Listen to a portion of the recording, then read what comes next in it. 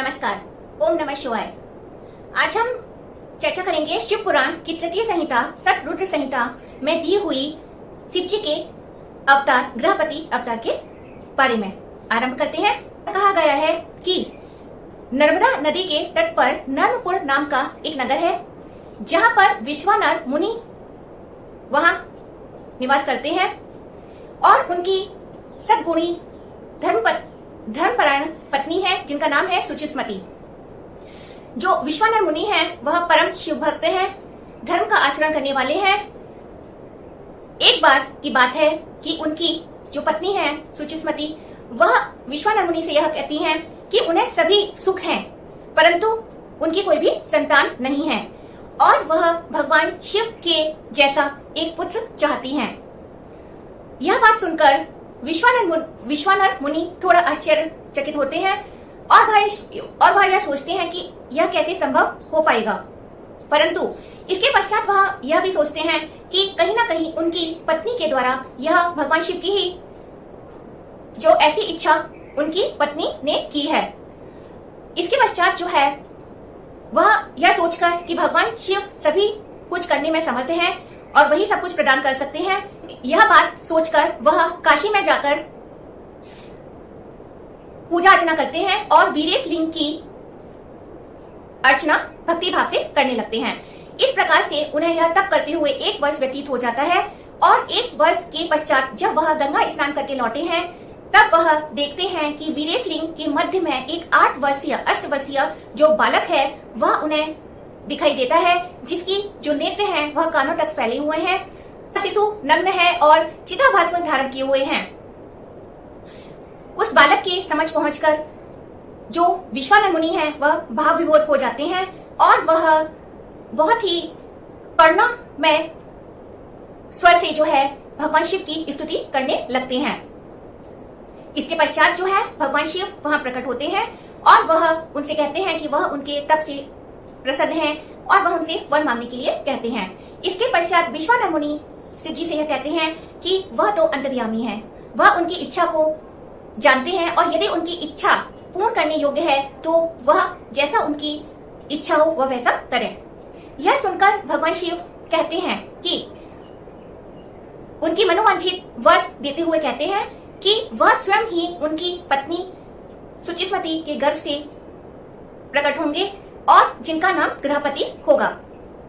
और इसके बाद जो है शिव जी अंतर्धान हो जाते हैं और इसके बाद और फिर विश्वानर मुनि भी प्रसन्न होकर अपने घर निवास की स्थान पर चले जाते हैं। वह यह सब बात जो है अपनी पत्नी को बताते हैं, जो कि अत्यंत ही प्रसन्न होती हैं। और इसके पश्चात जो है कुछ समय व्यतीत होने के बाद जो है उनकी पत्नी सुचिस्मति गर्भ धारण करती हैं और शुभ लग्न और ग्रह नक्षत्रों की स्थिति में पुत्र उत्पन्न होते हैं, जिनका जात कर्म जो है स्वयं ब्रह्मा जी करते हैं। सभी तरफ खुशहाली का माहौल छा जाता है। प्रत बालक का नाम जो है गृहपति रखा जाता है। इसके पश्चात यह कहा गया है कि एक बार नारद मुनि विश्वानर मुनि जी के आश्रम में पधारते हैं और वह उस बालक की जीवा तालु हस्त रेखाएं देखते हैं और यह कहते हैं कि यह बालक जो है अत्यंत ही शुभ है। ऐसी स्थिति बनी हुई है कि 12 वर्ष आने पर इस पर बिजली और अग्नि का आघात होगा, जो कि मृत्युतुल्य होगा। इसके बाद नारद मुनि चले जाते हैं यह कहते हुए कि भगवान ही उनकी रक्षा करें। यह सब सुनकर जो है माता पिता अत्यंत ही दुखी होते हैं और यह सुनकर जो है वह मूर्छित से हो जाते हैं और होश आने पर वह विलाप करने लगते हैं कि यह क्या हुआ। उन्हें इस प्रकार से विलाप करते हुए देखकर और दुखी होते देखकर गृहपति पूछते हैं, बालक गृहपति यह पूछते हैं कि आपके दुख का क्या कारण है। जब वह यह जानते हैं कि उनकी मृत्यु का भय से जो है उनके माता पिता दुखी हैं, तब वह अपने माता पिता को समझाते हुए यह कहते हैं कि वह मृत्युंजय भगवान की आराधना और तप करेंगे, जिससे कि मृत्यु उनका वरण ना कर सके। उनकी यह बात सुनकर माता पिता शांत होते हैं। माता पिता गृहपति को शिव जी की आराधना के लिए स्वीकृति दे देते हैं उनकी जीवन रक्षा के लिए। इसके पश्चात माता पिता की स्वीकृति के बाद जो है गृहपति काशी में जाकर विश्वनाथ जी के दर्शन करते हैं और वह स्नान करने के पश्चात गंगा जी के जल से 108 बार गंगा जल से शिव जी का स्नान कराते हैं। इस प्रकार से वह घोर तप करते हैं। तप करते हुए उन्हें 1 वर्ष व्यतीत हो जाता है और इसके पश्चात उनके जन्म से 12वां वर्ष आता है। गृहपति 12वें वर्ष में प्रवेश करते हैं, तब वहां इंद्रदेव प्रकट होते हैं और वह तप में लीन हुए गृहपति से कहते हैं कि वह उनकी तपस्या से प्रसन्न है और वह कोई भी वर प्राप्त करें। गृहपति इंद्रदेव को देखते हुए यह कहते हैं कि उनके वरदाता शिव जी हैं और वह उनसे कोई भी वर प्राप्त नहीं करना चाहते। वह अपने इष्ट देव शिव जी से ही वर याचना करना चाहते हैं। वह नहीं चाहते कि उनके इष्ट देव के अलावा कोई और अन्य देव उन्हें वर प्रदान करे। यह सुनकर इंद्रदेव क्रोधित हो जाते हैं और वह अपना वज्र के प्रहार से गृहपति के ऊपर बिजलियां और अग्नि का प्रहार करते हैं। वज्रपात होता है जिसमें अग्नि और बिजलियां गिरती हैं। यह सब देखकर गृहपति को नारद जी की बात का स्मरण आ जाता है कि उनके 12वें वर्ष में बिजली और अग्नि की प्रहार होगा। यह देखकर वह भय के मारे मूर्छित हो जाते हैं। जब वह मूर्छित हो जाते हैं तब भगवान शिव प्रकट होते हैं और उन्हें होश में लाते हुए और उन्हें मूर्छित अवस्था से बाहर लाते हुए वह प्रसन्न होते हुए कहते हैं कि वह उनके तप से प्रसन्न है और इंद्र के रूप में उन्होंने ही गृहपति की परीक्षा ली थी। यह सुनकर गृहपति प्रसन्न होते हैं। शिव गृहपति को वरदान के रूप में कहते हैं कि वह अग्नि पनिपत के भागी होंगे। प्राणियों में वह जठार अग्नि के रूप में विचरण करेंगे।